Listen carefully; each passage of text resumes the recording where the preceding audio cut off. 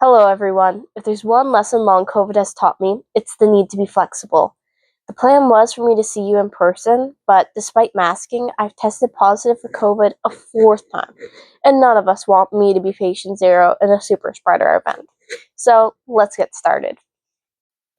My Aunt Julie, who uses a wheelchair and canes, wisely said, "We are all temporarily able bodied." Right now, millions of Canadians are experiencing new disabilities from COVID.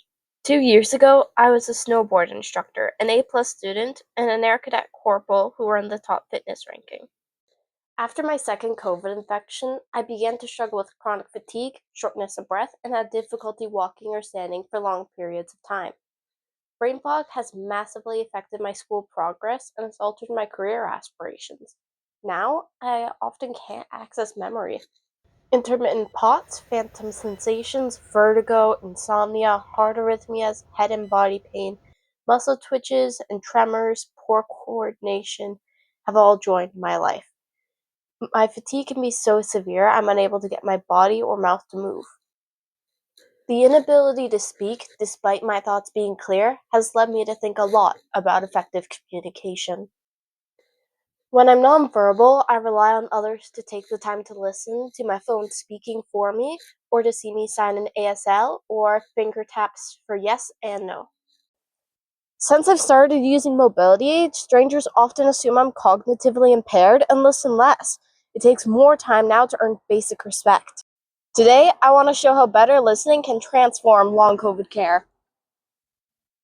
A strong support system is essential for recovery from any illness or major change. Long COVID is hard, and having to fight for healthcare, rights, and accessibility makes healing even harder. It took almost a year of asking many doctors and a mental health crisis before I finally made it to a physician who had the skills to do an assessment for long COVID. With such long delays, I urge community members to take the time to text, schedule a call, or check in on those with chronic illnesses to show we haven't been forgotten. Please resist the urge to give unsolicited advice, as we've already navigated extensive treatment information. One of the worst attempts at advice given after a year of using a wheelchair, when I had a medical team of more than 20 people, was when an old family friend asked, "Have you ever thought about visiting a doctor?" I've been told 1,000 times to keep a positive mindset or to just have more faith that I'll get better. The reality is, the best minds in the world also have Facebook and are still hunting for solutions. Back to what you can do. Parents, your kids may need your help to creatively maintain social connections in ways that conserve energy. It can be exhausting. Options might include sitting outside with a friend for snacks, parasport possibilities like sit skiing or sledge hockey, where someone can push if needed but you still get to do things, online gaming with friends, or connecting on reputable, age appropriate live chat servers with mods. Parents, please enable and teach your kids to advocate for variable needs. This may mean they need to go home early from events. Flexibility is key. Please believe your child or teen when they tell you something's not right in their body/brain or is different than before. Listen to both their words and body language. If you see your child struggling, work towards collaborative problem solving through active listening. Ask questions, empathize with feelings, offer guests as if they struggle, and reflect back what you've heard to ensure it's correct. Give your child the first chance at solving the challenge and watch for win-win solutions. Offering limited choices can be helpful when brains struggle to process/remember. Discuss important conversations over text or video record to enable us to review later. Phone alarms and a shared digital schedule are essential, especially for school success. Many modifications have been made to my education, some that I had a hand in designing, which were very helpful and saved me from failing courses, while others imposed on me just made my learning journey significantly harder. I started grade 9 strong, earning a 99% in one course, but after my second COVID infection in December 22, I was plagued by growing fatigue, shortness of breath, and new heart issues. In January, my brain muscle connection started misfiring, causing me to fall on the ski hill, so I had to resign my job as a snowboard instructor. Too exhausted to walk up 3 flights of stairs at school, I received an elevator key. In February, I missed most of my classes due to exhaustion, even with elevator support. It was my idea to see if a loaner wheelchair from the Lions Club Mobility Aid Closet could help me get back to school, and it did. My wheelchair and forearm crutches are game changers. They aren't sad. Long COVID is. They empower me to conserve energy and live more fully. Despite studying mostly from bed for 6 weeks and maintaining a 96 average, I was shocked when admin told me I'd been de-enrolled for poor attendance.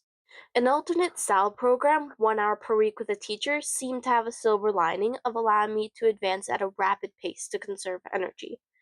But admin had quietly assumed I couldn't complete my 4 credits because the SAL teacher they assigned didn't have the credentials to evaluate 2 courses. My mental health was suffering from worsening physical symptoms and not being able to access care from Muskoka. When I arrived at the sick kids ER, the doctor was dismissive, then openly admitted she didn't know anything about long COVID. Despite providing the correct name of the specialist we discovered in a media article, this ER doc incorrectly told us there was no long COVID help at sick kids. Desperate for help, I spent a night up in psych where they wouldn't keep me admitted, saying, "You have extremely well developed coping skills and a very realistic outlook on your uncertain medical future. Most adults would struggle to deal with what you're facing. We strongly feel that your medical issues are physical and not psychiatric, so we're going to send you back for further testing." And I was discharged. In my first SAL class in March, I challenged the advanced math exam. I scored an 87, earning the credit. After I excelled in English, the hour I was entitled to became shared with an illiterate expelled student who took virtually all of our teacher's energy.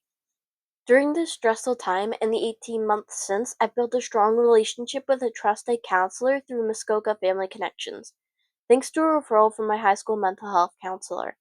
My therapist truly listened and validated my feelings and was shocked by the injustices I faced. She helped guide me while affirming my existing strategies. Along with another fantastic counselor, she has communicated with my doctors and coordinated with my school and other services to ensure I receive real support. By May, I had completed my math and English credits. Then, admin shocked me by revealing I couldn't do my last 2 courses. Admin refused to consider our alternative project proposals despite my mainstream teacher eagerly agreeing to supervise. When my mom argued that my high average at the enrollment would have likely meant passing, admin claimed all my course data was deleted and, sorry, I couldn't get the credits. We know schools are facing an epidemic of absenteeism after pandemic shutdowns, often viewed as a teenage attitude problem. But we have data to show long COVID is a valid condition. Educators need to be trained to recognize that new disabilities post viral infection are real.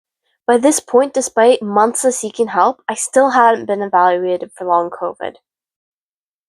I couldn't do camp as usual, but my parents invited me to redirect those funds to create my dream vacation and focus on what I could do instead. My narrow wheelchair, equipped with mountain bike tires and advanced planning for accessibility, meant that my mom, grandma, and I were able to enjoy a 2 week road trip through Quebec that was full of adventure, laughter, and ton of flexibility to rest as needed. In August 2023, I finally saw the long COVID team at Sick Kids for the first time, a referral made by the Sick Kids psychiatry team back in March. They said, while we're not willing to rule out long COVID, your worsening symptoms 8 months after infection aren't typical for children, and we have limited treatment options right now. We'd like to refer you to the medically unexplained clinic. Sometimes those therapies can be helpful, even if we don't fully understand why. Side note, my mom, who started showing long COVID symptoms 2 years earlier than me, also experienced a significant worsening of symptoms 8 months post infection. I began hybrid learning, again having to fight admin to take just one in person course per semester and 2 to 3 online. Thank you, Sick Kids doctors, for arguing that I need the social connection of in person school but can't do full time. With this hybrid system, I can learn from bed, couch, or deck whenever I have the capacity, regardless of standard school hours. I'd planned to continue riding the town bus to school, but when I arrived with my wheelchair, the driver told me I couldn't ride anymore, despite the bus alcove off the road and my brother there to help. The company said I couldn't ride daily because they weren't set up for it. I'd be limited to occasional rides booked 24 hours in advance, making me late. Like many with chronic illnesses, I can't predict my abilities that far in advance and lack the energy to fight these injustices. As a result, my mom had to stop taking teaching shifts in order to drive me. Our family dog hesitated to fill out the school board's accessible busing paperwork due to the lack of an official diagnosis. After 6 months of begging her to ride just uses a wheelchair, She reluctantly agreed, expecting rejection. Thankfully, my school board approved it. A year later, with my family doctor retired and no one taking on new patients, I had to again argue at the medically unexplained clinic for renewal paperwork for my accessible parking pass and school bus. Because this clinic treats FND or somaticization, I was told, we don't want you to become reliant upon a wheelchair and don't think you need this bus. 30% of the time, I can walk normally, but on mornings when I can't, my parents and I often get injured trying to transfer into this non accessible van. Some mornings, I'm slumped over like a rag doll and nonverbal, but I can use finger taps, ASL, or an app to communicate that I do still want to go to school. And because I found pushing my body gently can help me regain ability faster. I understand that the medically unexplained team hesitated because they feared that if I had aids and services, I'd allow myself to atrophy. But this has not been the case. I celebrate as much of my capacity as I can when I can. Only after another emotional outburst at the MUS clinic did they finally sign the renewal paperwork, writing uses a wheelchair. Thankfully, my school board approved it again, allowing me to attend classes almost every day. I began having struggles with executive functioning, memory, and language processing, but brain fog meant I wasn't fully aware of it. My teachers saw I was making silly mistakes despite enormous effort. Without medical documentation, the public school system has their hands largely tied with modifications. But with it, teachers have the legal obligation to follow a student's individual education plan. Yet my doctors weren't sure what to suggest and spent most of my appointments minimizing the long COVID research we brought, searching for non existent psychiatric disorders, citing positive thinking, and issuing psych meds, some of which have made things much worse. Despite repeated promises that I will get better, I haven't. The clinic failed to listen to the nuances of my case. For instance, during my third COVID infection, my resting heart rate hit 207 beats per minute in the hospital. Following IV fluids and 3 doses of Paxlovid, to our shock and delight, I woke up fully able-bodied again, free of brain fog, POTS, and no weird muscle twitches or sensations. After 5 days of restored health, we dare hope I might be in remission. But once the Paxlovid wore off, my symptoms returned, and I was bedridden for most of the next month. Antivirals can't cure FND. Yet the MUS clinic has quickly shifted back to emphasizing positive thinking. Even if I do have somatization from stress, that doesn't discount that I also have long COVID. In danger of failing courses now, my mom and I coordinated with the special education departments at both my in person and virtual schools to create a list of 3 helpful accommodations to bring to my medical team, which they signed, enabling IEP updating just days before our spring exams. 3 exams went fine. Brain fog on the final one meant I couldn't remember what to do with the formulas on my memory aid sheet, and I failed. But the removal of penalties for assignments handed in late meant I still got the credit. Next day, I remembered all the content I'd mastered. The IEP saved me. In closing, while living with long COVID presents challenges, it has also shaped my resilience and determination. Each day is a step forward, and with the right supports, like my 4 credit summer culinary co-op that offered flexible shifts and on-site accommodations for whenever I needed a rest, we can create an environment where individuals like me can thrive. We need you, our community, to listen, to advocate, and to collaborate with us on this journey. Together with interdisciplinary communication, we can break down barriers, foster inclusion, and ensure that no one feels alone in their struggles. Thank you. Your listening is appreciated.